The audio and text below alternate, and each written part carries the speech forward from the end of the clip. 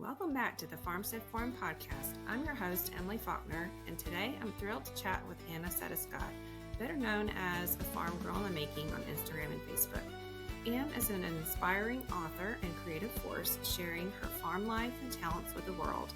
In this episode, we'll explore her journey, her book, and dive into essential food preservation techniques like root cellars, dehydrating fruits and veggies, food fermentation, and even curing meats. You don't want to miss this. Welcome to the Farmstead Forum podcast. I'm so excited to have Ann Accetta-Scott with us today. Ann, it was such a pleasure having you at our first fall Farmstead Forum as a speaker, and I'm thrilled to host you here on the podcast too. Thanks for joining us. Thank you. Glad to be here. We've been friends before all this even started, so that was good. Yes, for sure. I was always drawn to you at Roy's Homestead Festival events and enjoy listening to your food preservation talks. So today, our main focus will be on low input food preservation, long-term food preservation techniques. And I know that's a lot of what your book's about. And what I love about the book is that it definitely makes it efficient for how to, put up your food, but not put hours and hours. You have good suggestions, I think, that make it more easy for homesteaders to put up their harvest. So good. That's good input. Thank you. So, I guess the first question I would say, because a lot of people think about root cellars being their, one option, because you harvest. You may have to cure your potatoes, but it's not something like where you have to can a bunch of stuff and then, put it in your basement. So I guess a few things I had questions for you about. What varieties would you prefer that store the longest when it comes to potatoes, carrots, onions, garlic, winter squash? No, that's a broad range of different things to store. But what are your favorite varieties that store the longest in your root cellar? So it depends on what you're growing, right? So I have a very, very, very, very, very strong opinion on do not grow foods you're not going to consume, right? Don't do it. Just don't do it. And if you are, let's potatoes, because potatoes are a great storing thing, right? However, my family doesn't really enjoy russet potatoes, but we do grow and preserve russet potatoes in our cold storage space, in our larder space, or whatever you want to call it space, because once all the tastier potatoes are gone, then we break into the russet, right? So we love the fingerling potatoes, we love the Chieftain Reds, the Yukon Golds, and all those things. But those are all soft skin varieties which don't store well long term. So for us, I'll still grow them, like I'll take the Chieftains and just slice them, and then from there freeze dry them and put them in a jar and use them for scalloped potatoes. Or I'll just freeze dry the Yukon Golds and then use them for mashed potatoes. And then once all of that, at that point, if I preserve it properly and, my timing says, okay, do this, and then we eat it all, or we save some for fresh, right? I know that I got to grab those first and then go into my Yukons and then grab my sliced and freeze dried Chieftain Reds and make scalloped potatoes with those. Does that make sense? So we're growing a variety of potatoes, but for storage reasons, the russet will keep pretty much almost through the next planting season. So you kind of want to double yourself up when it comes to potatoes. So you're going to have items that were truly preserved, right? Not fresh. And then once your harvest is gone fresh, then you're going to break into those. So we kind of back ourselves up to ensure that we're consuming them year round and maximizing our harvest through the whole entire year until the next harvest. So that's for one example. And then you go into onions. Onions store well long term, but not long term. Okay, let's start with that, right? So if you have your Pattersons, which are the longest storing onion that you're going to get, right? They're a nice, thick, tight onion, good size head, things like that. They will store well long term, though that's not everybody's favorite either, right? I love this little, it's an Italian variety. It's a little disc onion. It doesn't store well long term, but it's great in soups and stews and all that stuff. So we grow those and we eat them heavily into the fall, and then by spring they're gone. And, then I'm like, I got to break into my Pattersons at that point. And, and we grow white onions for our salsa that we can, right? And then we grow red onions to also eat fresh throughout the time. So white and red do not store well long term, whereas your yellow varieties, like the Pattersons, will keep even longer. You're going to cure them, you're going to braid them, or you're going to clip them and put them in a basket, whatever you want to do with them. But there's always, again, like the potatoes, a backup plan to allow yourself to eat throughout the year with your onion harvest. So you'll hear me talk a lot about that. You know what I mean? So you got to double up on things to last throughout the season. So is that onion you mentioned, is that a short day onion or a long day onion? That Patterson is actually a short day onion. So that is great, but it also will go for a long day in the South as well too. So when you take a look at certain varieties, we are right at that cusp of doing both short day and long day varieties. However, you are probably a very long day variety in that sense. We're actually apparently in Georgia, so I think I'm 7B. We can only grow short day onions here. So we are 7A, and so we border everything that we have. So I didn't know you were 7B. That's interesting. I think we're kind of North Georgia. Maybe it's 8. Oh my gosh, it just changed too. So I know ours changed too. So take a look, right? Onions. Look, I'm going to tell you, I always have bought onion sets, right, or the transplantable, greens on that. This is the first year I'm actually starting them by seed, and I've been doing this for 10 years. And so I've always been like, if they don't pop up, I'm in trouble because all those other varieties have already sold out. I won't have onions this year. I'm biting the bullet. I'm going all seed this year, and I'm going to pray that everything comes up the way I want it. Georgia is kind of famous for the Vidalia onions, and they do not store well. And I was disappointed. I planted some from seed last year, and I bet I got only a 40% germination rate. It's probably the company that I used. Yeah.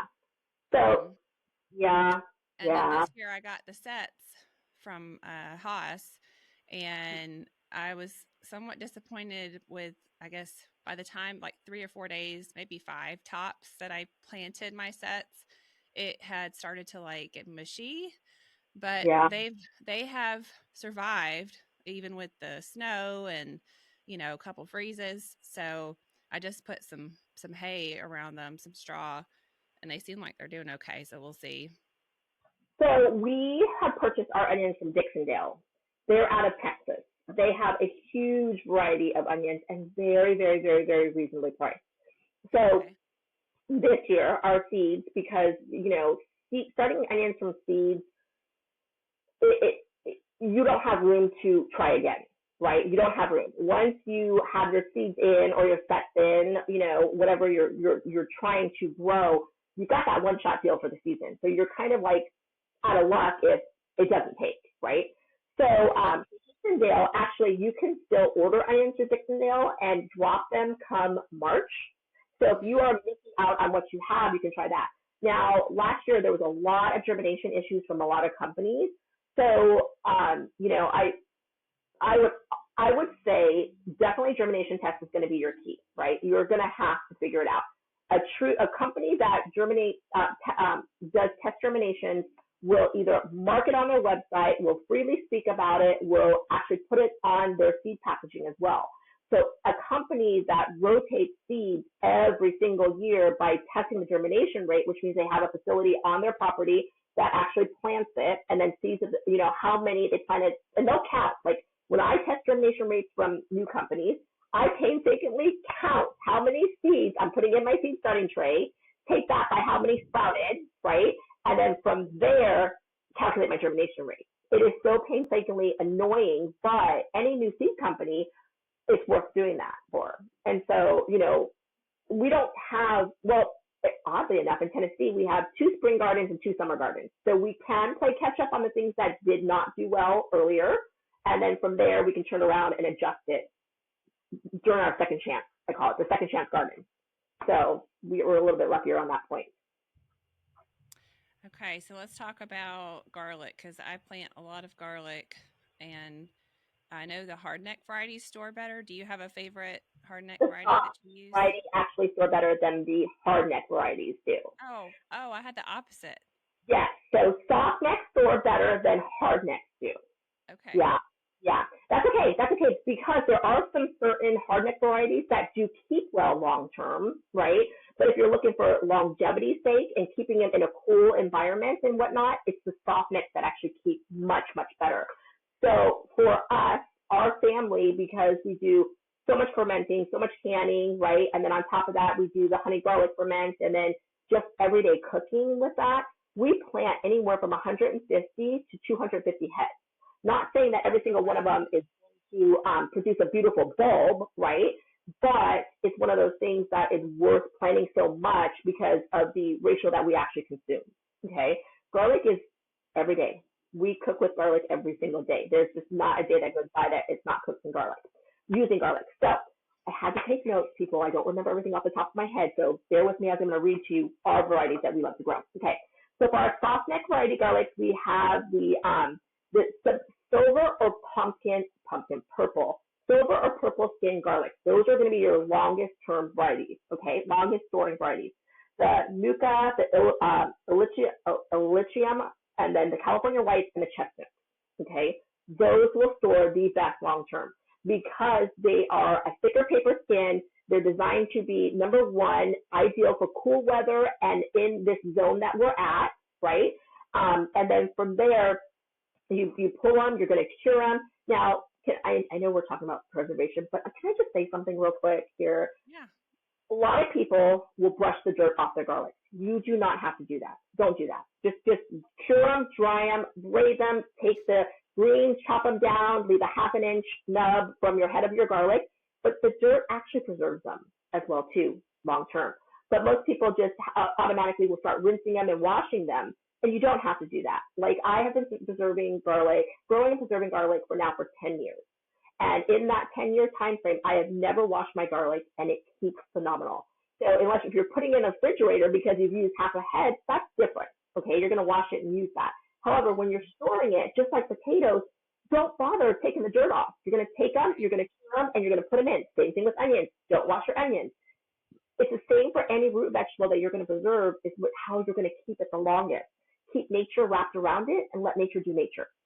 That's right. Makes sense. And the same thing too, because I believe you're the one that talked about putting carrots in like a wet sand to store in your root cellar, and you don't wash them at all, and you cut the tops off. Yeah.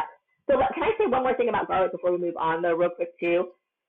Most people will plant garlic, in the fall, right before the first frost and whatnot. You should be planting your garlic the moment they arrive. Okay. And the reason why is that yes, you're going to do that and it's going to sprout, but guess what happens? It's going to die back, just like anything that's a bulb, it'll die back. You want that root system to be very thriving going into the winter months. Okay. So as soon as that garlic comes, you should know which bed you're going to put it in. Start sowing it immediately. It's going to sprout. No big deal. Don't panic. It will die back and then it will continue to sprout again in the spring, but at a healthier plant, as a healthier bulb plant, because the root system is so strong in it and it's going to do much better and remain healthier and produce a better bulb for you by the time harvesting comes. Okay. Yeah, and I've tried both ways. I tried to plant in the spring and I got really small bulbs because it didn't have, that cold weather modification. And so, yeah, I think though, due to having the event last year, I didn't get my garlic in the ground until like November. Which is fine because you're still going through that cold weather. Right. From there, you're going into spring. And then even people who plant their garlic, like where borderline is in January, like this section right here, the only thing you're going to run into is that your garlic will soften, your seed garlic could soften, and then you're going to lose some. That's why you want to plant it right away. But if you have whatever heads that you're like, okay, I'm just going to throw these heads in, whatever the case is, then you can still sow them. It's just that when you're buying seed garlic, it sells out so quickly. That's why so many people buy it in August and it'll ship to them by the end of September in that sense. Okay. Let's see. Our next, did we talk about winter squash? What's your favorite long storing winter squash? So I did the Long Island cheese this year, and we only did because my garden is an investment to me, right? So anything that we have is an investment. So I always think about what your return on investment is going to be. And to me, squashes, if you are not planting them right, the return on investment is very minimum because they're taking up so much space in your garden. Now we have a 7,000 square foot garden, okay? And we're getting ready to get our greenhouse up this spring, either in April or June, because I'm gone in May. So with that said, my return on investment, even though it's a 7,000 square foot garden, I still maximize it quite well. So we grow vertically for all of our squashes. Okay. So the Long Island cheese was one that I was really interested in growing because of its ability to store long term. And I think I got sold on that because one of my friends, in California, I was like, what are you having for supper? And she goes, oh, my Long Island cheese pumpkin. And she pans over and there's 3 Long Island cheese pumpkins in August sitting on her piano as decorative still. And I'm like, what? And she goes, oh yeah. And I was like, so I bought one, tried it, phenomenal flavor, and still being stored in, I think it was June or July. I can't even remember what month it was, that long. And so she just kept it in the house, and that was it. So Long Island for sure. The delicata, I kind of like the flavor, but I kind of didn't. So I'm hesitant on whether or not I want to move forward with growing that this year or not. And then on top of that, like your acorns do not grow well long term. Your butternuts do not grow well long term. You could do I say it wrong all the time, and I'm Italian, and it kills me to say it wrong. The tromboncino, yeah, there you go. And that one grows well long term. But the nice thing about that variety is that when it's in its green form, you can eat it that way, or you can let it turn into a butternut texture, like butternut coloring, and then cure it and then consume it as a butternut squash at that point as well too. Anything otherwise, if you have this phenomenal harvest, you can actually give it to your pigs for livestock as a high protein feed for them. 1 a day tossed in. Our breeding stock is the only thing we keep in the winter months anyway, so, depends on the harvest. But again, if it does not grow vertically for me, I will not invest my time in it because I don't want to lose garden space for that. So that's really important to me. There are a couple of other smaller varieties, that do well long term. I wish I would have pulled in my squashes that are still sitting out there. I didn't think of so I still have props. Yeah, so I still have some sitting in this. This is our guest house. We're at our office guest house. So that's where we keep our storage because I keep the temperature really cool in here. And I don't have a root cellar here, just so you know. It is literally sitting in a canning jar box in the dark, and it just sits at 60 degrees in here, and they're still keeping well long term. So those are things that you have to realize that sometimes with a root cellar, it can be something as something as simple as the north facing of your house, underneath your bed, in a box, in cool temps. Yeah, so that's what a lot of people say. Oh, I don't have a root cellar, or I don't know where to put it. Your closet, like you said, on north siding face of your house. Yeah.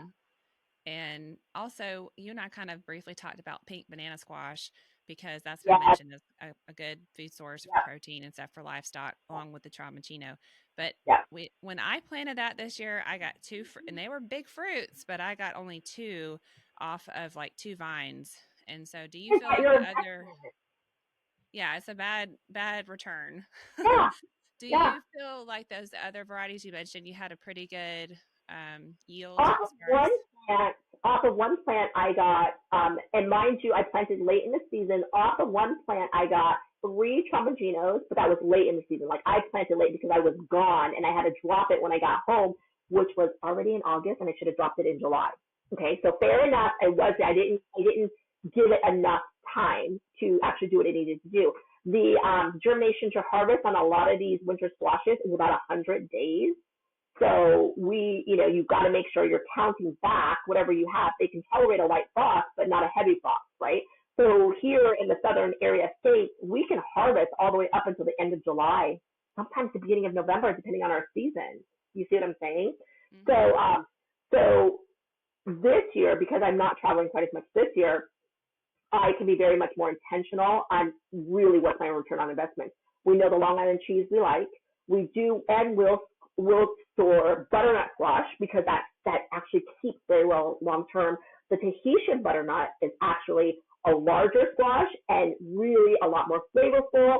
And then it actually is stored better for me than the smaller bush varieties of them. The little baby ones, I mean, if I didn't eat those right away, they weren't going to keep. So the Tahitians were a great storage option for me as far as butternut goes. But again, I still grow acorn squash because I love it. I still grow spaghetti squash because I love it. But I know that I've got to really focus on consuming those first and then doing my heartier soups or my roasting of the items a little bit later in the season, starting come November, December-ish, right? So I'm assuming we picked this up, and just so you know, Emily and I didn't talk about this, but I'm assuming we picked this topic because with so many people entering this lifestyle, we want to make sure that we're now teaching these individuals, oh yeah, have a garden, applauding you, right? Grow some pasture-raised chickens, applauding you. Put some food in a jar, applauding you. But now, with so many people who have lived this life for at least 5 years and then more new coming in, we want to teach what the garden can provide for you year-round.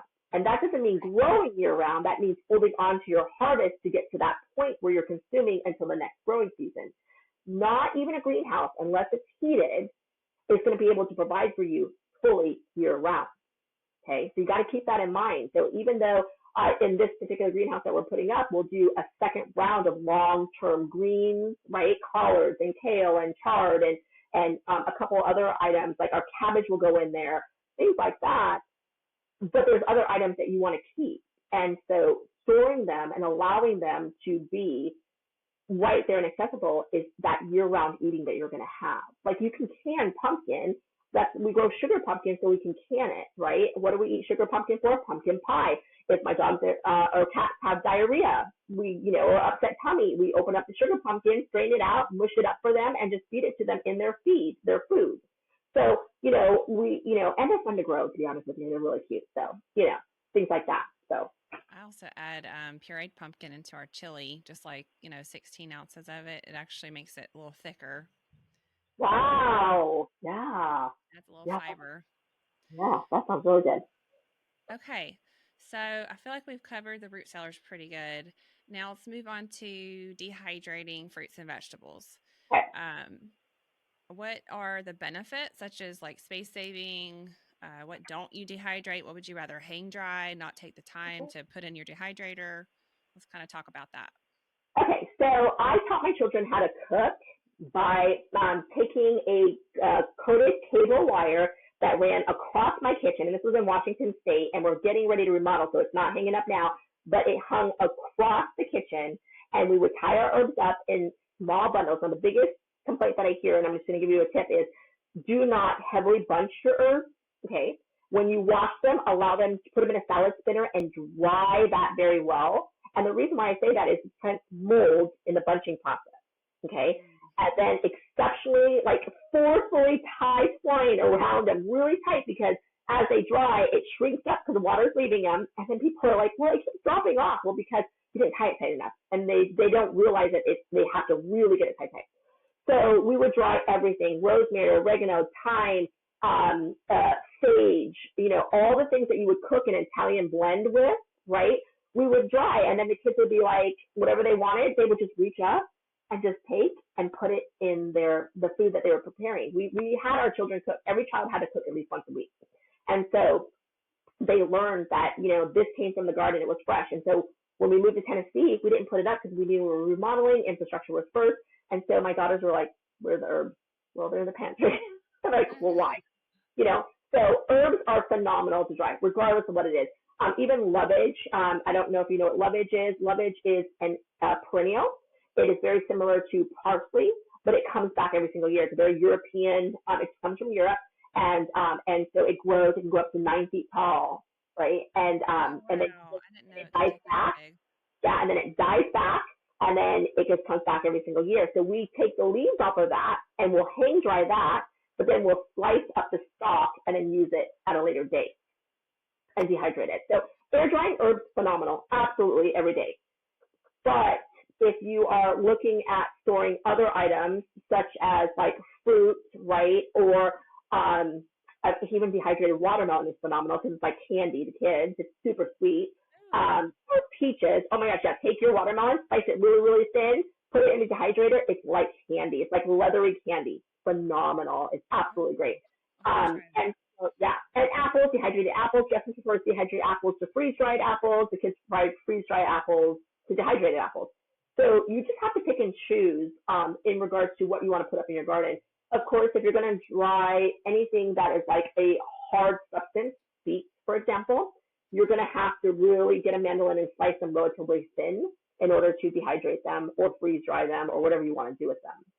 So again, it depends. Herbs, air drying is phenomenal. Anything else goes into a dehydrator. You just said you got an Excalibur that you absolutely love.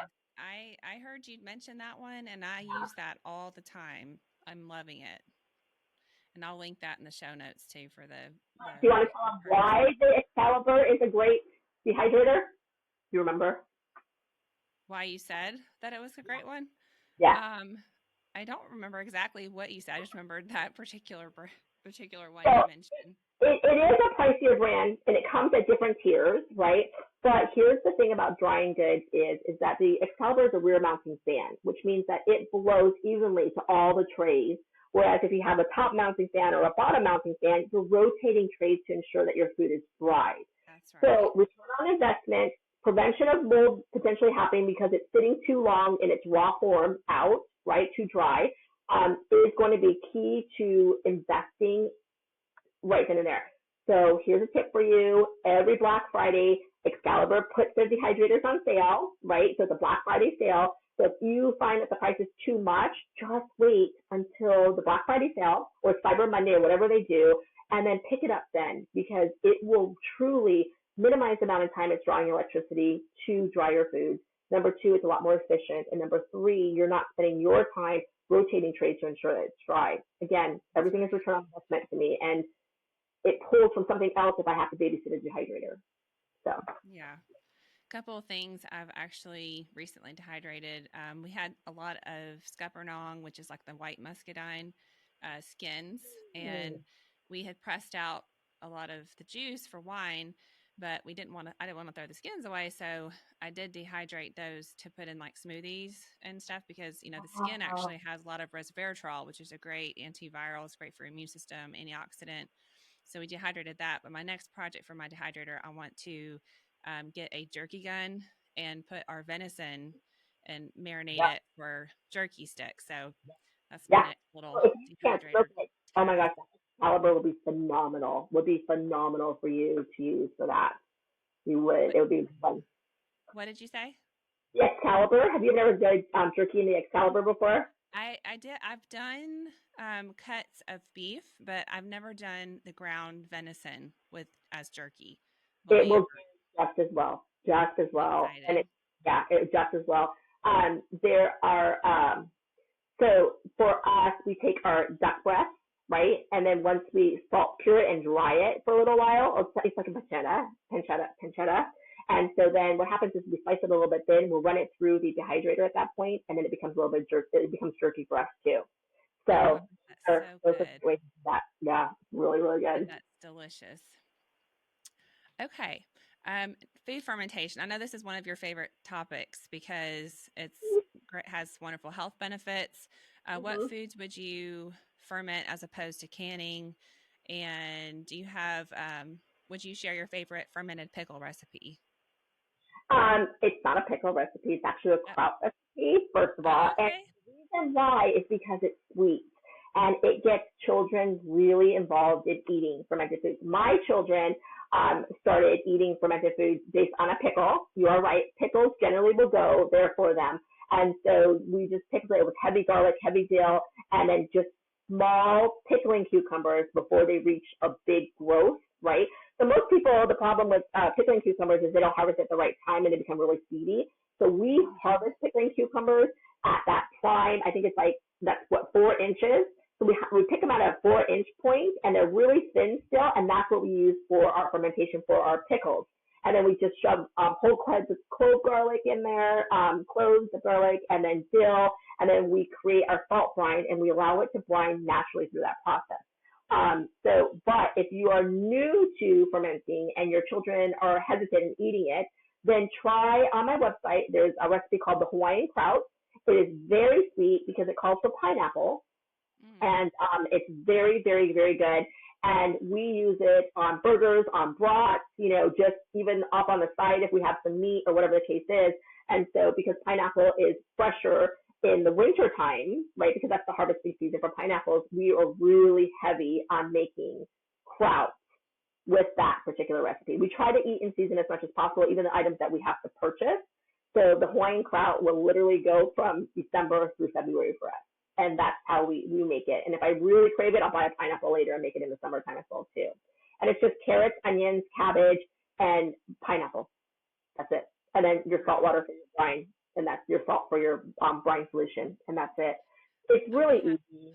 Really easy. Try that because I tried using my sweet potato leaves to make a sauerkraut recipe, but I did like a kimchi recipe, but I used like the fish sauce with it, and it was not.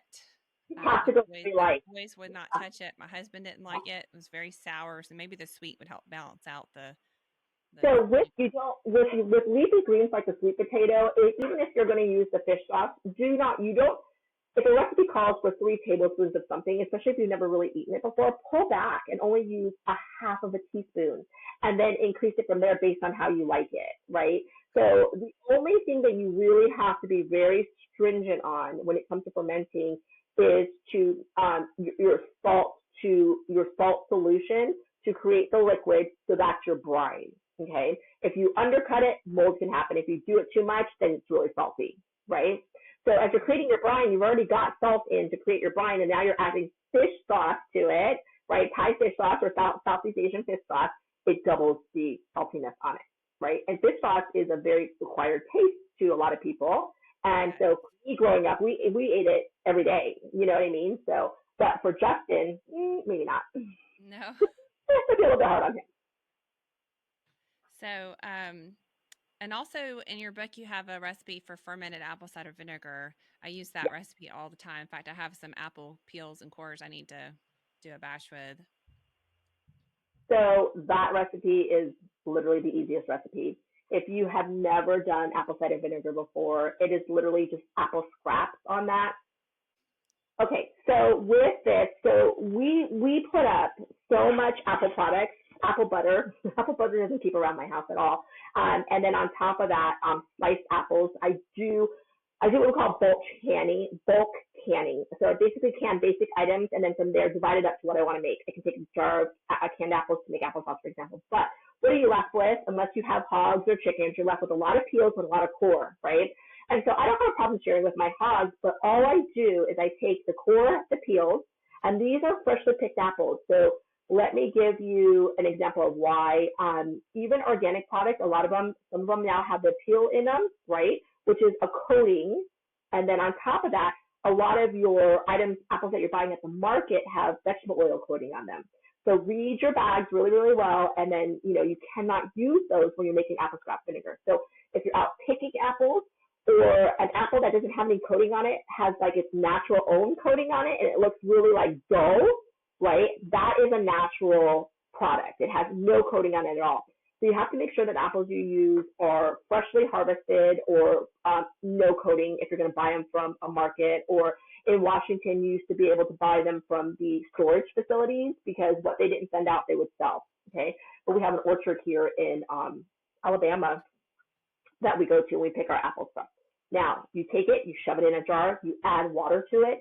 You can start it with the mother of your apple cider scrap vinegar from before, or you could just use, I don't use Mrs. Bragg's anymore to start it because it is not quite, in my opinion, as strong as it once was. So, but in a pinch, you can use that as well too. And then just to jump start it, and you let it sit. You want to cover it very well. Put a cloth on top of it. Put a rubber band on top of that so there's no fruit flies that end up in your apple scraps, right? And then once the mother starts to form on top, right, or or you taste it and it tastes like apple cider vinegar. You just strain your apples out very, very well. And then from there, bottle up your homemade apple scrap vinegar. The scraps can go to the chickens at that point because number one, it's actually gone through a fermentation process and it's very healthy for them, or send it out to your hogs if you have hogs and things like that. So it's one of our routines that we have every year. We make a huge batch of apple scrap vinegar, and then we put up our other apple byproducts from just apples picked at the orchard or on your own property. That's interesting you're saying about the coating. I never thought about that. I think when I bought apples first and I made it, I did use Azure apples because I get them in the 20-pound box. But then I think the second time I made it, I think I used like Aldi's organic apples. So And it did turn the same color. Yeah. The organic apples now, like even if you go to Aldi's and buy them, always read the labeling because the ingredients list should be, it will either state 100%, like a lot of our apples come from Washington, right? So it'll say 100% organic apples, okay? But if they put a coating on them, legally they're required to list what the coating ingredient is, which is generally vegetable oil. And Emily knows my body does not keep vegetable oil well. And so then, so I can always tell if I'm eating an apple and all of a sudden my stomach just like, my whole body just starts shutting down.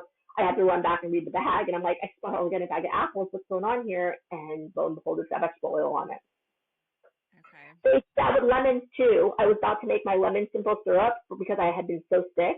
I use a lemon simple syrup with lemons in it, and then I just boil it down to basically nothing with a little bit of honey. Boil it down, or sugar, and all the organic lemons had a vegetable coating on it. Oh, so I was really, yeah. So you got to start reading all your labels now, especially if you have adverse effects to certain products. I mean, like Justin reads everything that I put in the grocery cart, everything. Like, and then he starts putting things back. Yes. I'm like, oh. Especially now with that A-peel technology they're using. And yeah, who knows what that So will the do. appeal is legally supposed to be stamped with appeal on that. And again, it is a vegetable coating, right? But they say that it's an organic vegetable product, vegetable oil product, and things like that. But, you know, at the end of the day, they're using it because it acts as a preservative. But they're really not sharing, you know, and they're leaving it up to the consumer to read the labeling on that. And sadly, you know, for me, who loves apples, like every day, I could eat apple every single day, sometimes 3. And, you know, it's taken away my joy because, and once my fresh apples are gone, which, you know, keeping apples long term, you have to store them in the refrigerator because they need an exceptionally cool temperature, right? And so that was one of the reasons why we bought an industrial fridge. We got it off of a restaurant that was closing. It's a double door industrial fridge. My apples fresh sit in there, and we just, you know, put up our apple products, fresh apples in there. Cabbage that's going a little bit softer on their ends will go into the industrial refrigerator as well too. You know, and then carrots, if you don't want to store your carrots in sand or sawdust and things like that, you could just put them in a bag or in a basket and just put them in the refrigerator. They start growing little root hairs on them, right? But peel it, and they're still good. So those are some of the reasons why we bought that industrial fridge for ourselves. I was going to say, I have wrapped up my Azure apples and put them in my safe room in my basement. So it's still like about 60 degrees because we just have our regular, you know, household fridges upstairs, and then I have a freezer downstairs. But I will say a few of them went bad, but when you wrap them in paper, I mean, some of them lasted 3 months, you know, after I got them from Azure. So I'd say that's pretty good, but we eat a lot of apples too. Fun fact about apples, I learned this during COVID. The skin actually has quercetin in it, which is actually, it's a good antihistamine, but it's also good for your immune system. Like a lot of the COVID protocols were calling for quercetin as part of your regimen, but that's why you should eat the skin of the apple. Okay, so a fun fact, I copied this to tell you this in the fermentation section. So let me read this to you real quick. Probiotics aid the immune system because the gut produces antibiotics, anti-tumor, antiviral, and antifungal substances, and pathogens do not do well in the acidic environment. Okay, so now think about this, and Emily's heard me say this multiple times. the healthiest people in the world are from Southeast Asia, Taiwan, right? Korea, in that area, because fermentation is life. That's how they preserve their food. From the beginning of time to where they're at now, fermentation is everything. They eat fermented foods every single day. Okay, so when you look at, right, where your sentinels are, the ones that are over 100 years of age and things like that, the healthiest people, that is your class because of the simple fact that fermentation is every single day for them. They consume it every day. And so when the supermarkets came into effect in America, right, fermentation died back, canning died back, and then grocery store shopping increased. So, it's one of those things that your gut, it's 70% of your immune system. So think about that and think about the benefits now. Even if you consume a little bowl of kraut, really good fermented kraut a day, or kombucha, or milk kefir, or water kefir, or whatever the case is, you're feeding that gut and you're fighting all of these things that you don't even think about on a daily basis. And it's good. Right. So, it's a little micro universe of bacteria, balance of bacteria and yeast, and without the balance, things start going awry. I thought it was viruses don't do well in an alkaline environment, but fermented foods vinegar is more acidic, right? And vinegar is more acidic. Yes, everything that you have is definitely more acidic. But I think that it's depending on, there are multiple types of fermentation. Like, we haven't even talked about the mountains of Europe, how they ferment certain things, right? So even if you're making your homemade yogurt out of, goat's milk or cow's milk, right? That is a different type of ferment, right? So I think that at that point, we're talking about where the location is, what are the traditional methods of fermentation. But for what we know as, the average Joe person, we're talking kraut, right? We're talking pickled items. We're talking kombucha now, that's on the rage.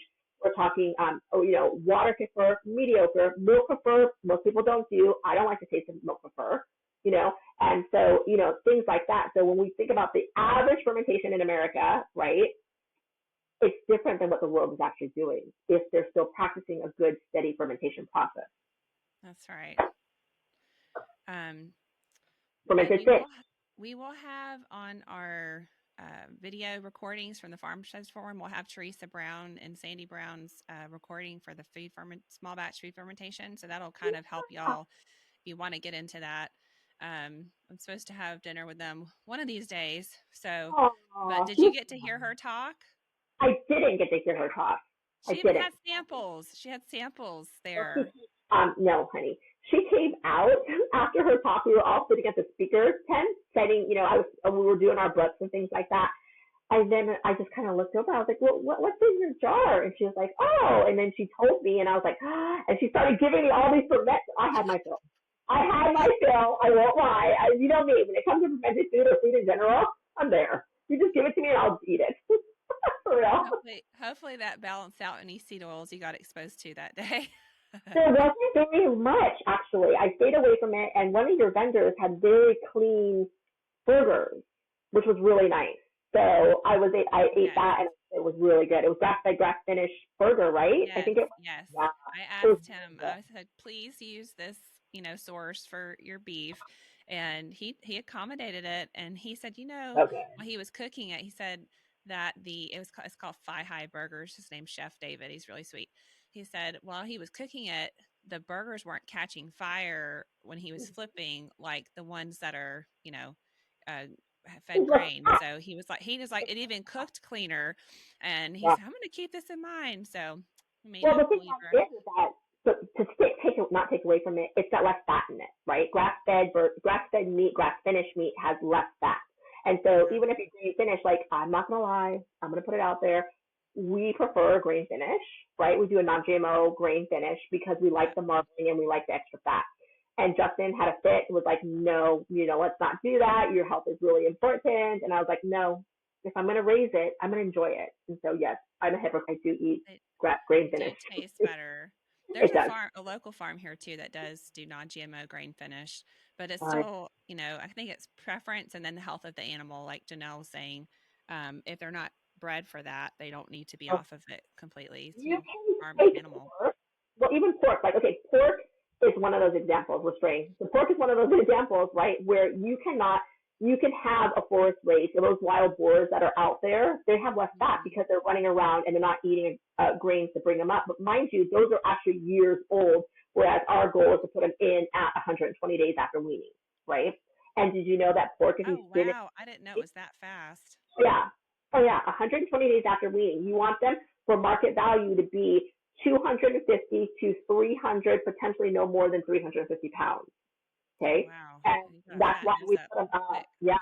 And we give our milk clabber, our cow's clabber, another fermented beverage right there. So clabber is fermented milk. So the fermented milk actually boosts up the protein level, right, for the feed ration that you're giving them. It fills them, right, and it's got beneficial pro and prebiotics in it as well too. So you're feeding this to your livestock, your cows and not your cows, I'm sorry, your pigs and your chickens and your Cornish cross. I could butcher my Cornish cross by about 6 weeks by just giving them clabbered milk mixed in their grains. So that Wow. fermentation can move not only to human consumption, but livestock consumption as well too. Chickens, broiler birds, and pigs. Just a fun That's fact. that's good though. I mean, we need all the fun facts. I actually just found this alfalfa hay at Tractor Supply that was has Cafe? probiotics with it's fermented alfalfa hay, but it's So fermented I think with yeah, is so, that what it's called? Chaff hay? yeah, we give that to our milk cows. So while they're Okay. on expansion, our milk cows get cafe. They get a good handful, a good flake of cafe afterwards. I'm milking them as a reward for standing well. So yeah, but Okay. it's so beneficial. Goats can have it too, Emily. I don't know if you have goats, but Yes, goats can have it as well. I do again. Have you been following my goat saga? No, I've been off of social media because I hadn't been feeling well, so I've been really Oh slow my on gosh. doing anything. They escaped and then after they were gone for like 7 weeks, this was like maybe 6 months ago. They had been gone for 7 weeks and I chalked them up to coyote food. And then my mom's like, I just saw your goats cross the street. And they were The really whole herd, wild. Huh? the whole herd. No, it was just two. It was a Okay. sister, pair Oh, okay. that we got, but they were wild and free on 300 acres before we got them. So, anyway, so couldn't catch them. Just caught them both this last week. It's been a roller coaster ride of a, Oh my and this gosh. literally they were out on their own for about 4 months, at least 4 months. So I mean, I Oh guess they found somewhere to bed down and stay safe. But my yeah, I'm a goat God. mom once again. But Oh, there you go. I started with goats. We started with dairy goats, and then we, dairy goats and goat meat, and then we moved to cows. So, yeah, I love goats. It's just once they get on, I'm like, I'm done. yeah, I know It's they escaping animals. Well, they're part La Mancha, so I think sometimes that breed can be a little bit standoffish. But then I've heard other people that use them for dairy, and we're like, "Oh, they're great! They're the best dairy goat." Their So I don't handle, know. right?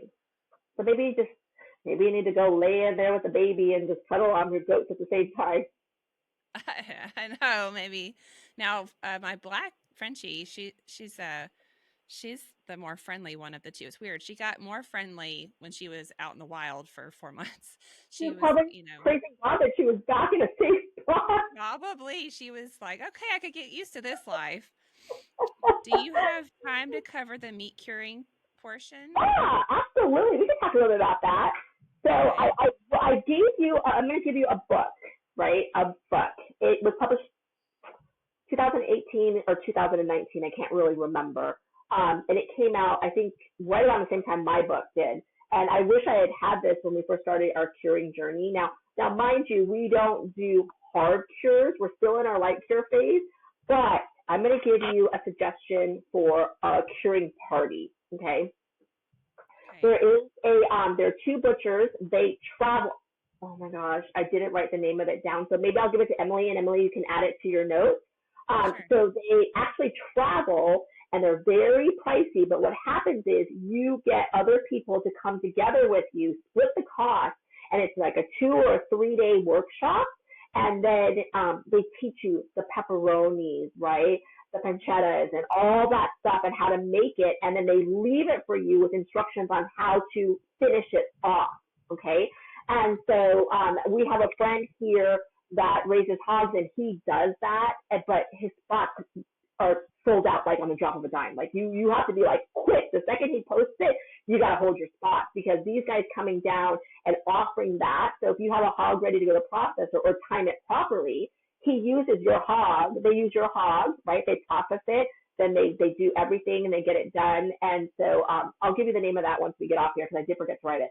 But we love, the easiest part is to raise ducks for meat. So duck breast pancetta is like phenomenal. It's so super easy. It's just dry cured, dried with the use of kosher salt, right? And then once all that moisture comes up on it, we just wrap it in cheesecloth, and then we let it hang, right? In a dust-free environment is going to be best. So if you have like a cabinet or something like that, just let it hang in there, never in direct sunlight. And so from there, and once it's cured, you're just slicing it super thin, super thin. And so, so it's one of those things that's phenomenal. Bacon is, we do a lot of our own bacon. Our smoker is not quite set up here in Tennessee because infrastructure was our key priority. So bacon, we do a lot of bacon curing as well too. Sausage, we would make our own sausage, rabbit sausage, chicken sausage, pork sausage, beef sausage, and we'd actually cure that as well too. Do you smoke your rabbit sausage? Yes. Yeah, we do smoke it. We do smoke it. Okay. All of our sausages we do smoke. And if you don't have a big smokehouse or a big, smoker, I guess you would call it, a big smoker, then there's these things, and it's not cheap either. So there's a barrel smoker, which is phenomenal, but I still think the price is like $700 for it. And then you could just actually hang your bacon in there and your sausage in there and hang it. So if we're doing small batch smoking, we actually just hang it from there, and then it just put it right outside our door, so Justin can just go take care of it and feed it on a regular basis after that. So the nice thing about it is that as you, I'm looking for my smoking section, sorry. Where did it go? Okay, right here. So as you are working in that section, most people will just, grind it in its casing and then freeze it from there. But once you smoke it, it just totally elevates the flavor. In my book, there's the bacon recipe that we use, right? It's called, because Justin's a Cowboys fan, so it's called the Cowboy Bacon. And Justin's Cowboy Bacon, I think I called it, or whatever. I don't even remember what I named it. And so basically, you're just going to salt cure it, remove all the water from it, and then from there, the brine is just basically brown sugar. So we're brown sugar wrapping it. One time I put a little garlic cloves, like I took garlic cloves and just crushed it, and then put it, mixed in with the brown sugar and packed it. We liked it, the kids didn't like it. so it's like you can do whatever you want with it. So it's one of those. So the Cowboy Bacon was like, I've gotten a lot of reviews based on that and how simple and how easy it is from people who, raise their own meat, and they'll take the belly, the pork belly, and just get it whole and then cure it themselves. A lot of processors use liquid smoke now because they don't have smokers. And so if I know that the processor that I'm filling my hogs to only uses liquid smoke, I bring home the belly myself, and then we smoke it ourselves after that. But we have a couple of processors that actually smoke it in a smokehouse, and it's phenomenal. There's just nothing like it. So I have a slab of bacon in my freezer right now, and I got it from a friend who was actually at the event as well as a vendor. But I don't know what to do with it. Like, I don't have whatever you would need to slice it thinly. Like, what's your best meat slicer? Well, I actually currently do not have a meat slicer. We had to borrow our neighbors because we live in small homes. Storage space is a really big thing for us. And if you have a meat slicer, it's like yay big. And so it was one of those things that we didn't invest in because we always were able to borrow it. So the best thing that you could do is there is the Meat Smith actually, I think, does a grinder and a slicer. And just take a look at that. Excalibur actually has a slicer, I believe, as well too. You might want to check and see if that one is. So it's just one of those things that's so big. And our house is only a little over 1,100 square feet, right? Even the guest house is about 1,100 square feet with just basic bedroom closets, and that's it. So we are building to up our game in the curing department. We are getting a how do you call them? A box trailer, an enclosed in where you would normally put tools in and haul it with you. So we are going to get a small version of that and turn it into, with a CoolBot unit, into a cooling area to hang meat at, and then to be able to cure it for long term or whatever we want to do with it. And then that will be our cut area as well too. So as we're cutting it, and then at that point, I can actually store it when we're not processing anything, unplug it, and then store a meat slicer, a meat grinder, you know, the right tools for cutting even cuts and all that stuff. So that is goal focus for 2026 for us. So that's our next phase of just having that on hand and being able to like lend it out to people who want to start doing that at the same time. So oh, that's a good idea. Make it so affordable. yeah. And then at that point, it pays back itself with Yes. leasing out like once or twice a month for a year. And so, so it's really efficient because realistically, it would sit empty if we didn't use it. When people wanted to book that time, then they book it, they put their deposit, and then from there they can continue. It's going to continue to be used. You know, it's insured, so it's not a problem. But I think that I would rather have it used than sitting empty, and that investment, that return on investment, just doesn't do anything. You know, it does for us, but it will take us longer to make back our money that we put into it than to be able to rent it out when we're not using it. So curing is phenomenal. Start with bacon, start with sausage. That's going to be the easiest. Now, when you start getting into cuts like pepperoni and the salamis and the, you know, all those beautiful, you know, how do you say the word? Charcuterie? Charcuterie? Yeah. Then, you know, that is a lot more detailed, and that is an art. That's why there are butchers that specialize in that. If you're going to ask me, do I feel that I need to necessarily hone my skills into that? The answer is no. I'm going to be honest.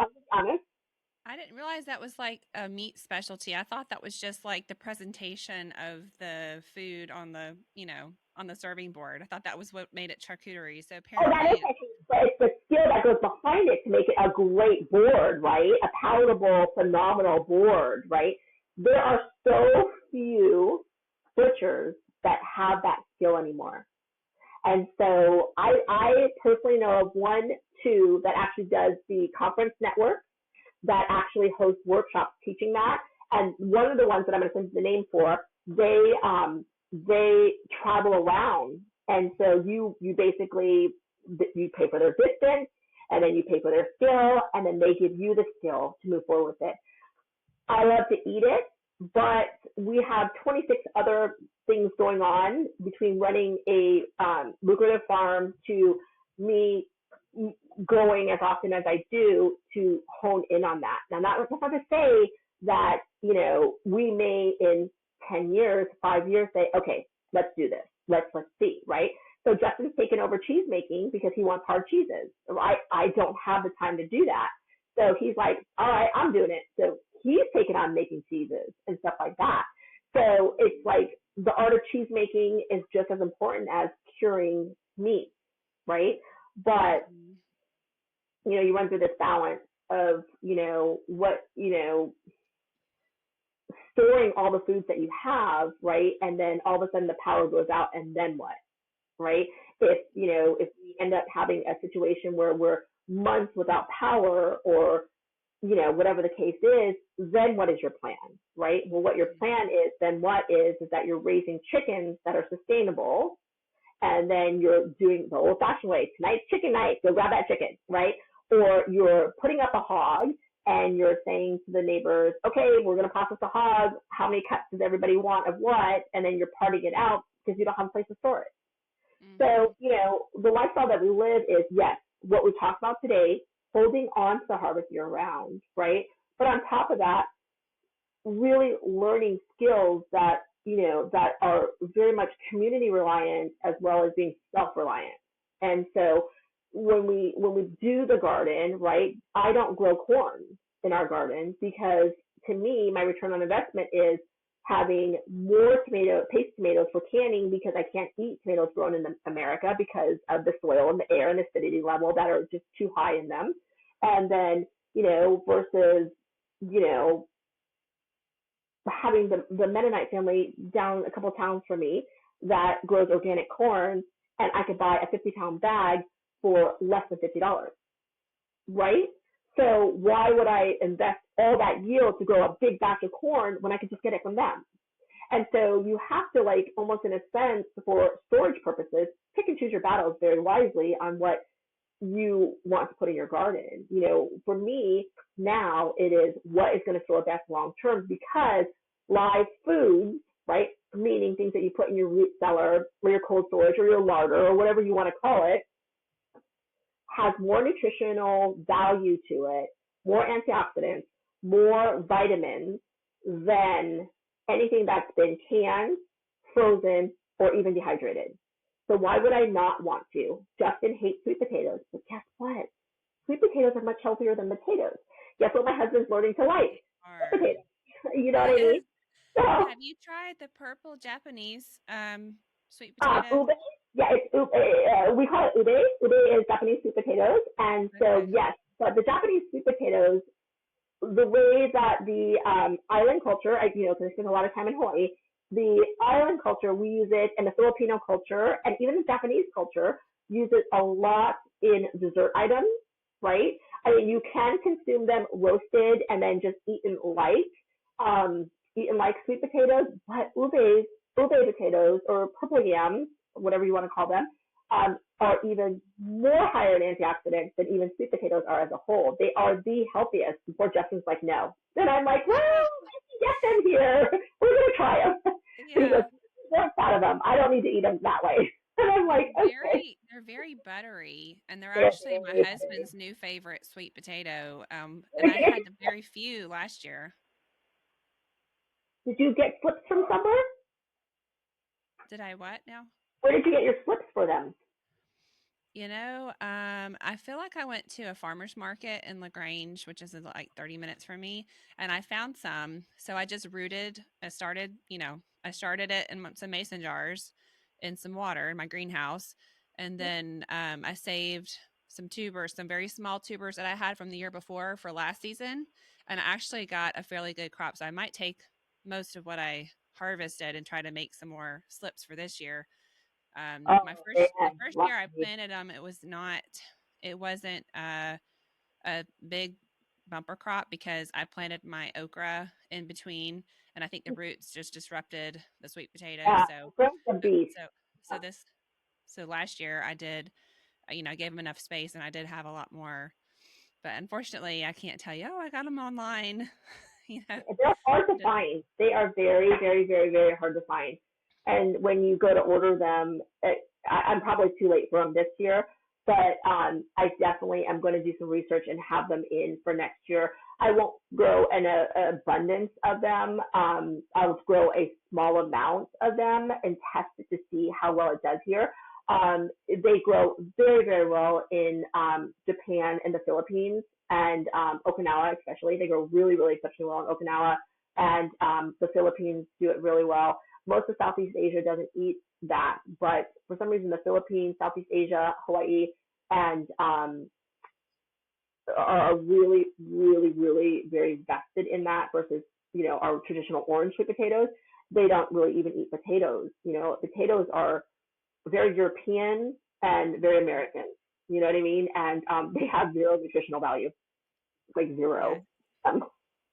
That's sad, but yeah. So I plant a lot of Covingtons, and I think the other variety, they're kind of a dark purple skin. So I don't know if they're any better, but they're supposed to be really good for my blood type. Or type O, supposed to be good for your blood type, and those, I can grow those a lot better than I can white potatoes, I found. I don't think I plant them in time. I'm going to tell you just a tip on this, that I'm going to say this, mounding potatoes is very overrated. It's very overrated. If you are growing potatoes in a raised bed situation where the soil is already not so compact and not so rocky, they will do fine without tiering them, right? Adding more soil to the top of that, or growing them in potato towers or whatever you want to grow them in. However, I did discover that my sweet potatoes, because we don't disc our garden, no matter how big it is, we don't disc it. We basically lay silage tarp on it to kill the grass, and then we pull the grass after it's dead, or the weeds or whatever it is. So we've got to go lay our silage tape out now in our row garden. We broad fork the whole thing, the whole entire garden. So we will broad fork exactly the row that we're going to plant in. And so with the sweet potatoes, we broad fork, our broad fork is, what is that, maybe 5 or 6 inches long. And so Justin got it all the way down there, broad fork it, pulled out the bigger limestone rocks that were in there. But the sweet potatoes, man, they grew almost 12 inches into that soil. They just continually drilled all the way down.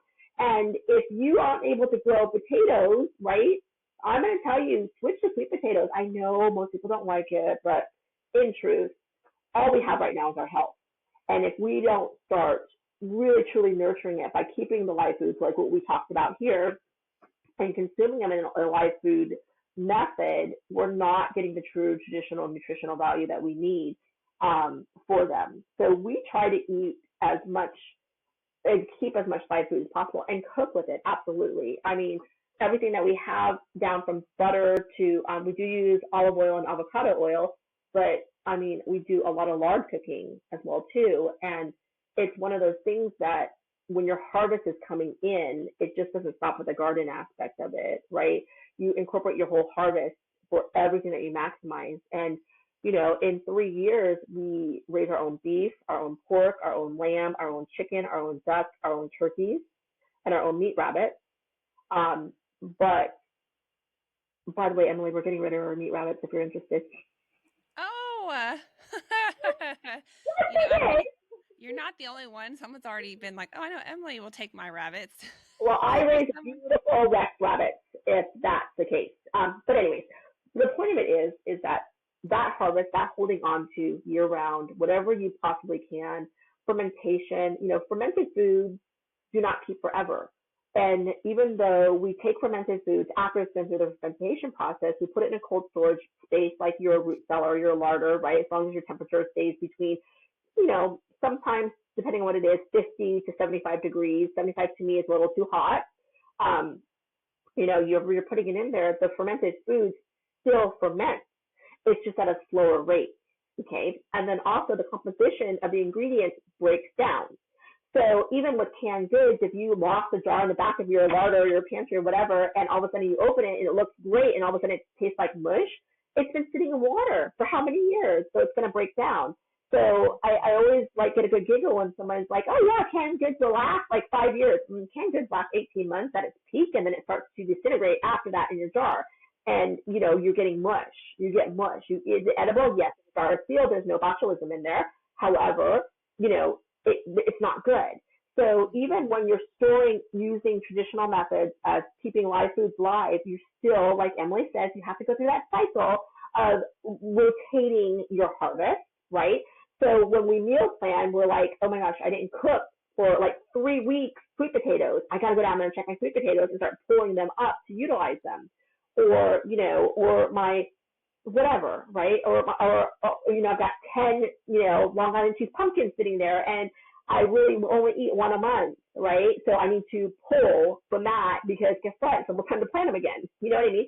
So inclusive to holding on to your harvest like this, and you called it low impact. I think you called it low impact. What did you say about it? It was low input. Low input. It's actually harder input because you have to be organized to utilize these items, right? So meal planning is a must, right? Sit down on Sundays, do your meal planning so you're cycling through your food properly so you're not losing your harvest.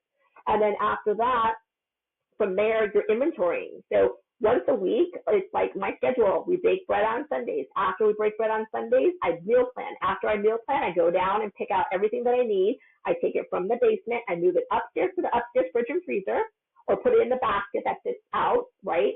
So all my food has been moved up, and it causes me very rarely to say, let's go out and eat supper, or which I really can't do without getting sick, or because I'm lazy, or I'm going to change my mind, right? Because I'm cycling through my meat based on my bounty of my meat, and then I've got to cycle through my harvest based on the freshness first, and grab canned goods, and then I literally have a milk carton crate, sometimes two, that I'm hauling up from the basement and storing upstairs, and that ensures that I have very little waste. It's not to say that you'll never have any waste, but your waste is very minimal. And at that point, if you're raising chickens and pigs, they can receive a lot of the stuff that softened or didn't or ripened too fast or started to rot or whatever the case is.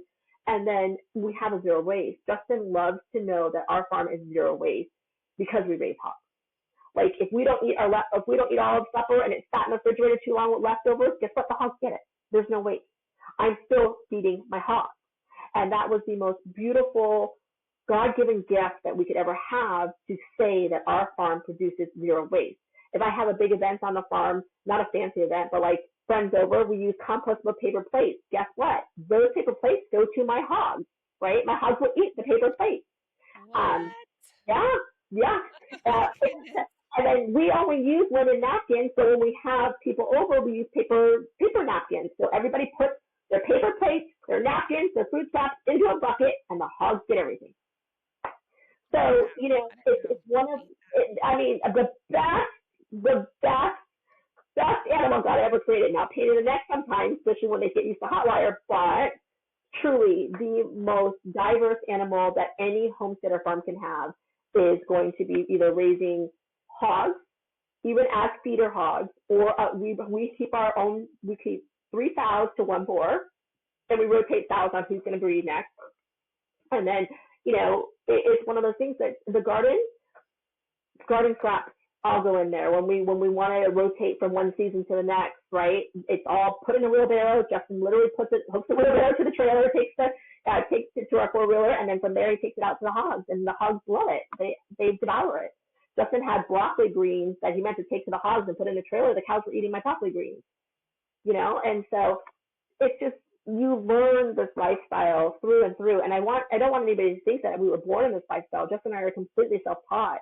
We had to teach each other. We had to learn everything about this lifestyle. And then in Washington, our property was in the mountains. We were less than 2 acres with less than probably a half an acre that we were working on. We ran pigs in the woods on our neighbors' pigs so they can clear their land. And then we hauled them up and took them to the processor after that. And, it's an overwhelming life when you first get started, but as your routines get going and you're like realizing that food is your medicine and food is your nurturing lifeline, right? And food will cure, right? Then we stop and we say, we need to invest in this and how we consume it and why we consume it this way. And, it's not easy. I mean, it took me a hot minute to be like, okay, I got a meal plan. I gotta go look and see what I have, and I gotta do this and I gotta do that. But then, when I'm gone 2 weeks in a row, it kind of breaks that routine, right? Yeah. So I gotta reposition myself all the time to say, oh, okay, it's Sunday. All right, I can't just sit today, or I'm not traveling home today, and I gotta really care for my family and what we've harvested and what we have, and the greenhouse is just another way to do that, We live in a very poor community, and to be able to offer leafy greens to anybody at any point in time, whether they can afford to pay for it or not, is essential. Our farm store is getting ready to go up this year, and this is the farm office. It's a 3-bedroom, 2-bath modular home, living room, kitchen, and this is one of the bedrooms that we converted to an office. But right next to it is going to go where the farm store is going to go. And on top of selling the items that we have in the farm store, we will turn around and also offer a pay what you can system as well too, regardless if it's meat or if it's produce. And it's just, you can't leave anybody behind. We've been blessed, truly blessed by feeding our own family, but there's so many out there that need more. And so why not have it set up? And it's not our place to judge. If I see the same person coming 3 times a week, and taking, then that's my cue from God to say, let's talk to this person and see what's going on and how we can truly help this individual, because obviously they may be feeding more than I think that they're feeding. Mm-hmm. So, we give back as well as we can, because I believe that in the blessing of the lifestyle that we've been given is that fruition comes with gift giving as well too, and to be able to do that, whether or not it's at a big scale or a small scale, it's done because you have achieved a goal, right? I mean, even if your harvest is going soft, there's going to be a family that will take it, right? And just teach them, cut off this end, and this is how you're going to use it. This is how we're doing it right now. We just have too much, and we want to just share what we have, that bounty that we have. You know, if you have fresh apple butter going soft, you know, start giving them out and give them a recipe for apple butter in a crock pot. There's a recipe on my website that you can make apple butter in a crock pot and how to can it. So, you know, those are things that, yes, we do this, we store, we preserve, but more times than not, we're putting out more than what our families can even consume. So we've got to really think about God's children and how we can actually help that system, and instead of judging it and ignoring it. In truth, you know, my mother grew up in poverty, and there were 7 children, and there was a bowl of rice for 7 children for one day. Oh, wow.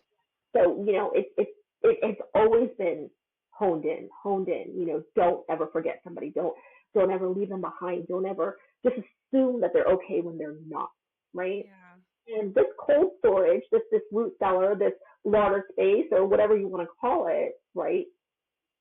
You will more than have leftover before you can move forward with the new harvest coming in. So keep that in mind. Yeah. So can I talk real quick before we leave about cabbage? Because you had mentioned cabbage, right? And so we didn't talk cabbage. We talked a little bit about other things. So cabbage, the nice thing about cabbage is that as long as you don't have a super hard frost, negative temperatures, right, you are a little bit better off than we are here. You can actually cover them with a blanket or a sheet or frost cover and keep them in the ground for storage for a little bit longer. Okay, so that's a great way to keep cabbage in the ground. Or you can keep carrots or beets or even potatoes in the ground and heavy bed them with straw or hay, right? Straw, right? Or pine shavings or pine needles or leaves or whatever you have. And then that acts as an insulator. And as long as you're not dipping into those negative degrees, you can go out there and harvest. But the second you start dipping in negative degrees, just go out there and grab a big harvest and just get them out of the ground, right? So that's the other reason why we have the greenhouse. We have the greenhouse. Do you cut the tops off your carrots when you do that? The tops will naturally die off. They will naturally die off, right? So you kind of are like getting in there and feeling in there. So we just have a short spaded shovel where I know that I'm 2 inches. I didn't start 2 inches from the end of the bed. And so I start from there and I just start lifting at that point. And sometimes I'll cheat and I'll mark with marker, like where my rows start, right? And then go from there. So I know, okay, this row goes all the way to here. I'm going to stay on this side of it and just like spade it, loosen it, and then go in there and pull from there, and things like that.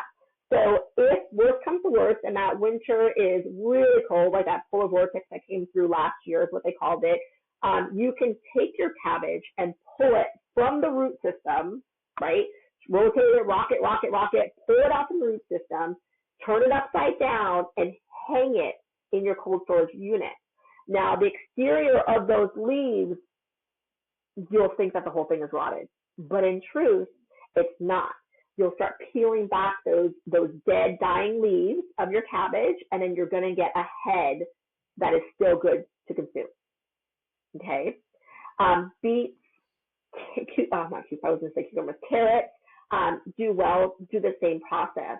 Once that cold negative temperature starts setting in or a very hard frost comes in and you didn't bed it deep, you want to get that out of there as quickly as possible. Negative degrees I don't mess with. I pull that harvest and I just bring it in after that. And we're in those of us that are in the southern areas are actually a lot better off, obviously. Or if you have a greenhouse in the northern area, that snow acts as an insulator, right? And then you're deep bedding your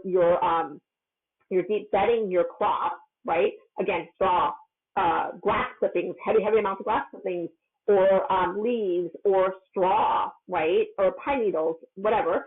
And then you're deep bedding it, it's still an insulator. So snow acts as an insulator as well, too. And if you're blessed enough where you put a heater, right, a wood burning stove or whatever in your greenhouse, then you will have a longer term to store it as well, too.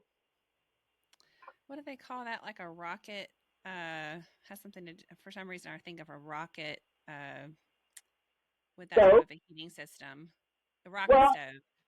Yeah, so in Tennessee, the Amish have taught individuals how to use barrel stoves. So people use barrel stoves, right? And you can get legs made out of them, and then you're feeding that barrel wood stove with a stainless steel pipe that goes right out of your system. Now, my greenhouse is coming through the NRCA grant, right? That the USDA offers, and we cannot modify it for 3 years. It has to stay in form for 3 years, which is fine, which is totally fine for us.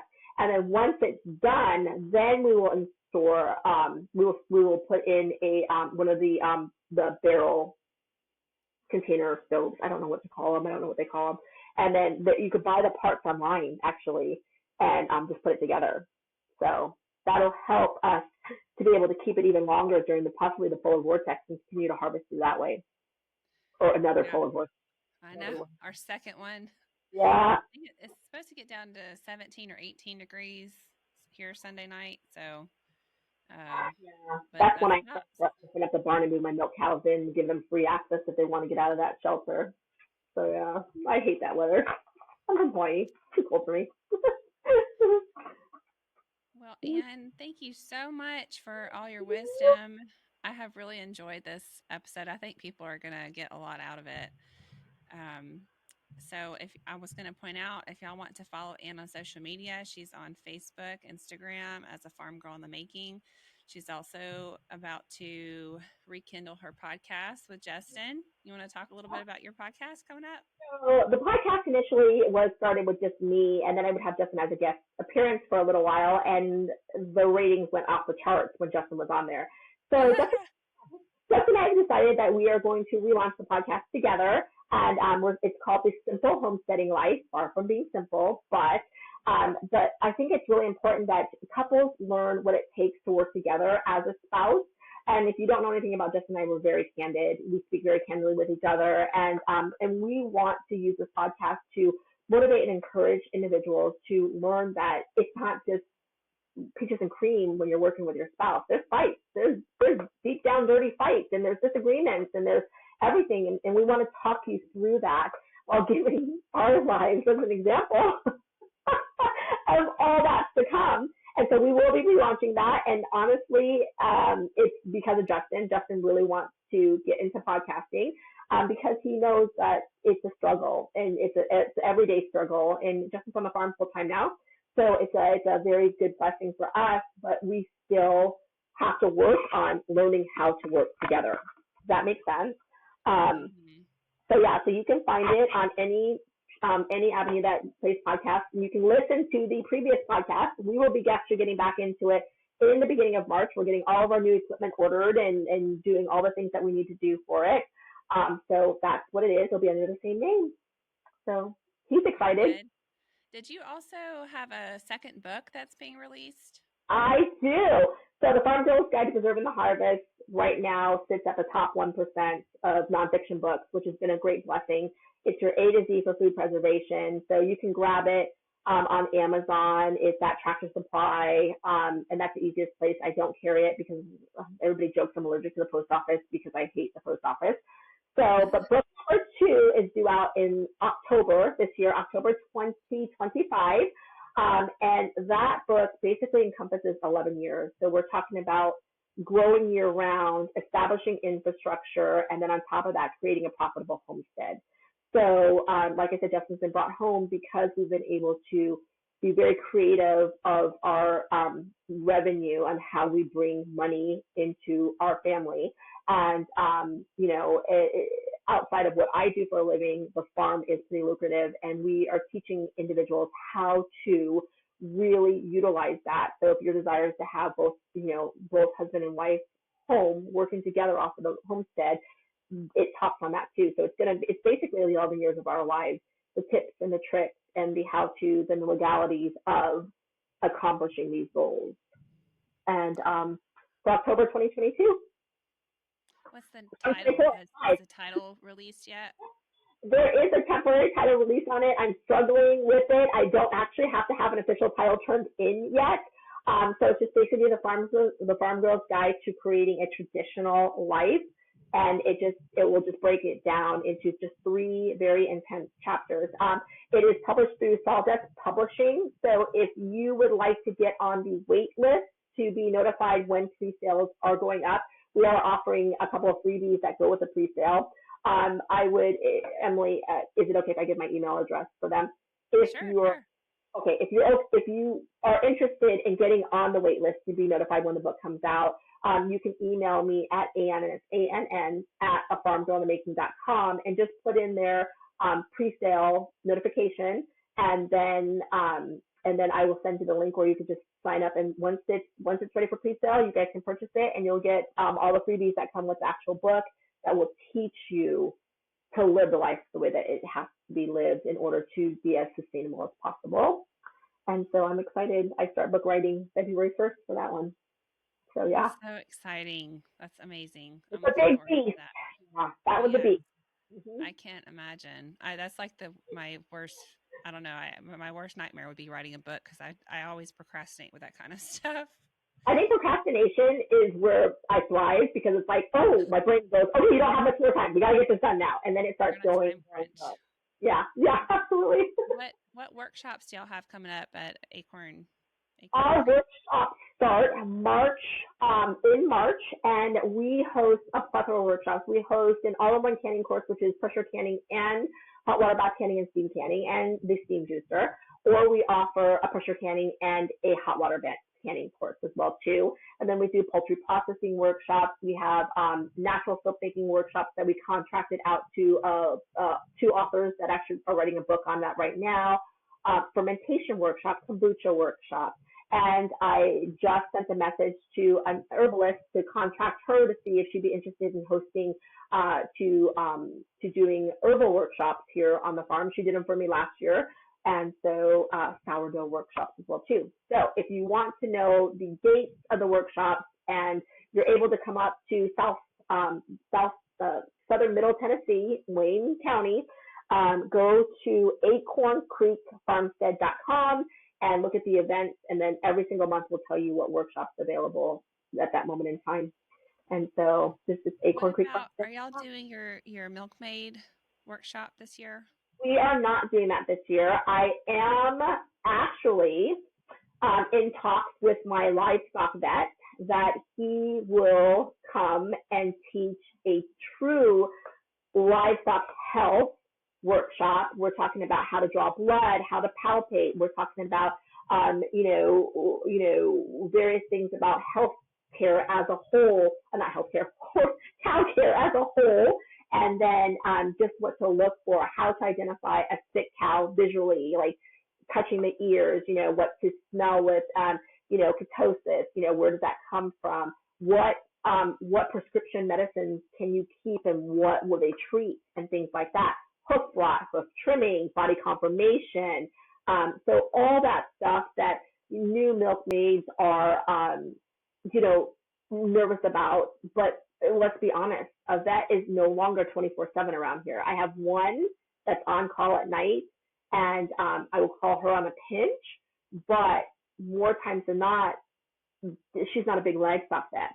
So more times than not, she's not carrying the medicine anyways. So it's very important for me as a milkmaid, as a cattle woman, and, and things like that, that we keep certain medicines that we can carry on our farm for dosage, right? Mm-hmm. But then he's going to talk about other things like milk fever, and he'll teach you how to do an IV drip for calcium if he can't get out here in time, right?